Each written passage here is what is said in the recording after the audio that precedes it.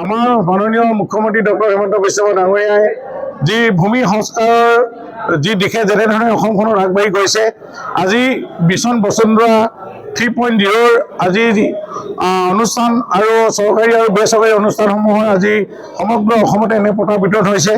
আমাৰ মাননীয় মুখ্যমন্ত্ৰী মহোদয় ধেমাজি জিলাৰ পৰা তাতে প্ৰায় 50,000 লোককে তেনেধৰণে পতা বিতৰণ কৰিব।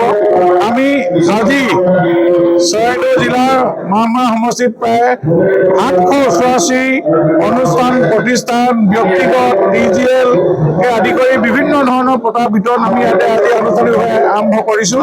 গতিকে এই পতা বিতৰণে মানুহৰ মনলৈ বা অনুষ্ঠান প্ৰতিষ্ঠানসমূহলৈ এক নতুন দিগন্ত কঢ়িয়াই আনিব। বহুতো চৰকাৰী অনুষ্ঠান আজি আমাৰ দেশাত্মনী খণ্ডন বিষয়া 65 জনতে প্ৰতিষ্ঠা হোৱা তেওঁলোকৰ পতা তেওঁলোকৰ নামত নাছিল, চৰকাৰী মাটিতে আছিল। আজি তেওঁলোকে প্ৰায় 27 বিঘা মাটি পাবলৈ সক্ষম হৈছে আৰু ভৱিষ্যতে আন্তঃগাঁথনি উন্নয়ন হ'বলৈ হ'লে এই পতাখনে সহযোগ কৰিব। আজি কিবা কাৰণত কাৰোবাৰ অনুষ্ঠান প্ৰতিষ্ঠানসমূহত যদি চৰকাৰী এলটমেণ্ট আহে ফাণ্ড মাটি পতা নহ'লে এইবিলাক কোনো ধৰণৰ কাৰ্যকৰী নহয়। গতিকে এনেধৰণৰ বহুখিনি সংস্কাৰী হৈছে, ভূমি সংস্কাৰ হৈছে।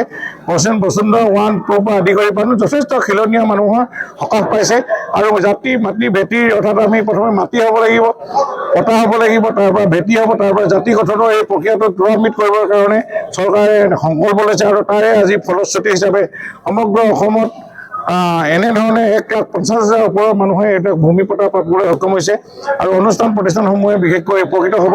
মই মাহমৰা সমষ্টিৰ প্ৰায় 788 অনুষ্ঠান প্ৰতিষ্ঠানকে আদি কৰি ব্যক্তিগত হওক, চাহ খেতিয়ক হওক, নামঘৰ হওক, চৰকাৰী বেচৰকাৰী অনুষ্ঠানক মই ধন্যবাদ জনাইছোঁ আৰু তেখেতসকলৰ এই অনুষ্ঠান প্ৰতিষ্ঠানবিলাক উত্তৰণ ঘটিব ভৱিষ্যতে।